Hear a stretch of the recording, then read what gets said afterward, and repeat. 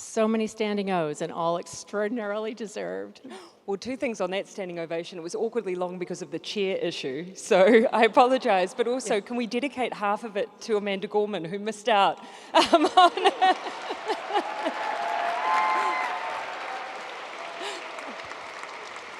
Well, Jacinda, welcome again. We are just so delighted to have you with us, and a privilege to have this important conversation with you tonight. You know, it's no secret that our societies are roiled. Within countries, between them, we seem to be in a contest between division and unity, just as we face monumental challenges that require us to cooperate as never before. And that struggle is a day-to-day challenge here at the United Nations, as well as in our communities and in our politics. And tonight, we've celebrated individuals whose leadership has shown a way to find common ground and achieved great things because of it. So you've led a government. You were called on to lead at a young age as the leader of your party and as Prime Minister of New Zealand. You served for several years at an exceptionally turbulent time, including through the horrific attack on the Christchurch mosques and the COVID-19 pandemic, where you were credited with one of the most effective responses to that crisis. You also chose to leave government at a high point and have been working to build coalitions across sectors and geographies on issues from online extremism to the Antarctic. And you're known as a champion of empathy in leadership. So let me start there. At the most basic level, amid all the forces that pull the other way, what does it take to bridge divides and inspire, strengthen, and sustain truly empathetic leadership? So we're starting with an easy question. I remember after the domestic terror attack in New Zealand, I spent a lot of time reading about the psychology of people, of nations. And I remember stumbling across a piece that I believe was in the New Scientist, and it talked about the fact that human beings are inherently tribal. And we talk about that a lot at the moment because there's, a pretty consistent conversation about the level of polarization we feel. But actually, that's part of what it is to be human. We tend to be tribal. This article talked about how there was an experiment where they brought a group of individuals into a room. They had no particular characteristics in common. They flipped a coin and split the room by head and tails. And even that basic distinction eventually led to those two groups forming tribes based on nothing more than a coin toss. I think we're just in an inflection in history at the moment where we're focusing on those things that unite us at the moment that equally are quite oppositional, fractious, feel deeply uncomfortable, because we're not choosing instead those values that previously have we've formed tribes around. But I take hope in the fact that when we are reminded of our shared humanity, as we have been by the incredible individuals here tonight, that is where we draw strength. That is the world at its most hopeful. We just have to start talking more about the positives of the tribalism that we inherently hold, rather than the negatives. Wonderful. Well, I want to draw you out a bit on the question of technology and the information environment in which we operate that shapes people's preferences and also shapes even what they understand to be true or false. And you've talked often about that issue. And after the attacks in Christchurch, you worked extensively with social media companies and technology companies to try to make platforms a safer space and to strengthen their potential for good. So can you say more about how you see the online challenge today and what kinds of steps we might need to improve it? So this is one of the things that may not be known about the attack in March 15 in New Zealand. It was one of the early examples of where social media was weaponized as part of this attack. The attack itself was live streamed for 17 minutes. 17 minutes before it was removed. It was uploaded once per second for 24 hours. 1.5 million copies of it was removed from Facebook. And so New Zealanders have this tendency, I believe, to generalise that when we're faced with tragedy and crisis, grief is never enough. You know, there's a strong drive for change, to see something happen that will prevent something like that happening again or to anyone else. And so they, I think, had an expectation that having had that experience, we would try and call on those who's had some levers to do something differently.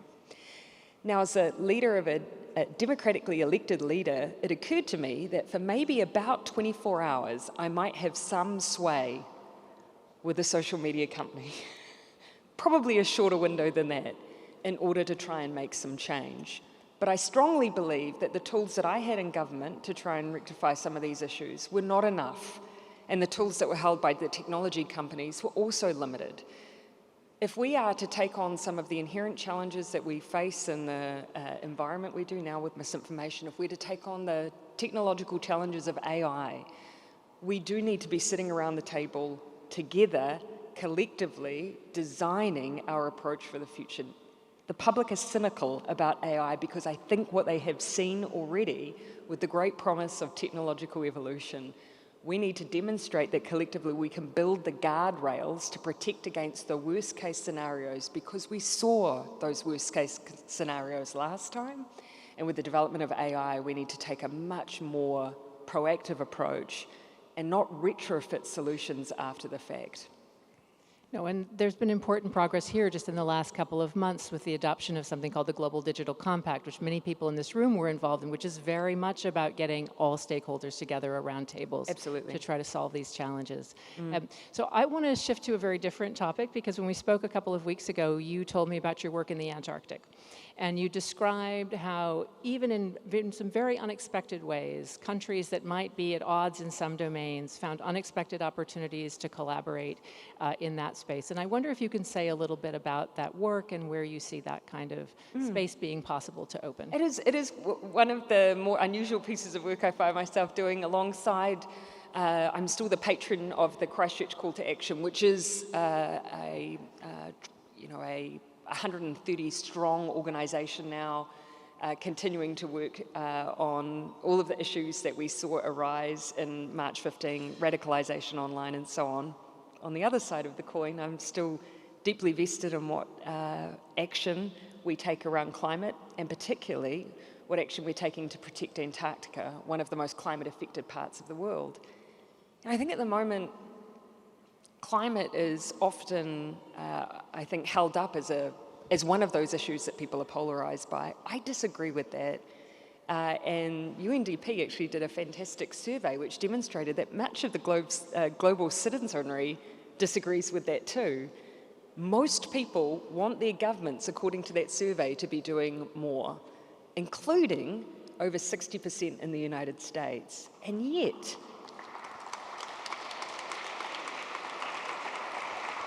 you would not know that by the way that the issue is sometimes presented here in the US. And so here is an example, I think, where we see, leaders not necessarily meeting the expectation of global citizenry who are calling for action. So my pitch and my plea is, in a time where it feels like the geopolitical crises in front of us are dividing and causing an almost impossible environment for us to work on some of the most basic things, including those we considered settled in the SDGs, here is an opportunity for us to prove that we can come together. And Antarctica is a place, we've done that before. During the height of the Cold War, you saw some of the critical founding agreements and treaties for Antarctica were agreed upon.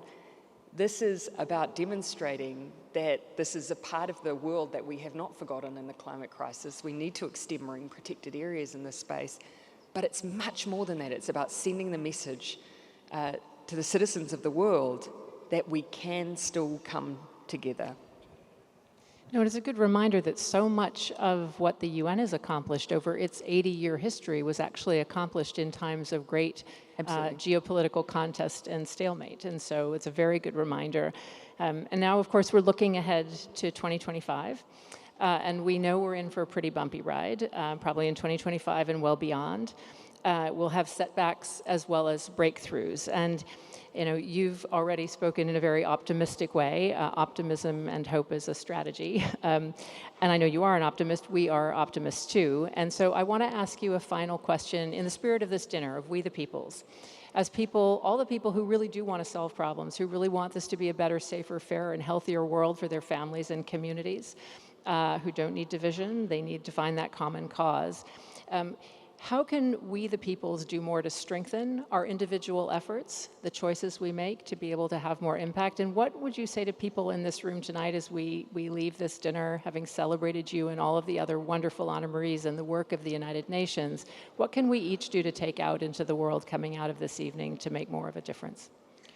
I don't think I need to tell anyone in this room not to give up on their hope, because you can see by those who are on the stage all of the reasons why we must remain and should be hopeful, because you see just the humanity here. Listening to Clement speak, that was deeply moving, and think about all the things that people on a daily basis are sacrificing. It just so happens that we spotlight sometimes those who don't necessarily represent all of those things, and it's easy to forget about them, but they exist. They are out there doing the work day in, day out. Here would be my pitch, and it's from my personal perspective. I'm a child of the 80s and 90s of New Zealand, massive economic disruption, deregulation that caused large-scale unemployment and growth of poverty, austerity measures, and I became deeply political. I then went into politics as a 17-year-old, spent 10 of my 15 years in opposition. I've spent a lot of time on the other side of change, waiting to do good and hopeful things. And in those times when you wait, you prepare. You support others. You strengthen as much as you can civil society and media, and you make sure that you are always ready for when you get the opportunity, as I was blessed to have for 5 years, that you do as much as you can with as many people as you can, and you hope that it holds. And then there's another cycle.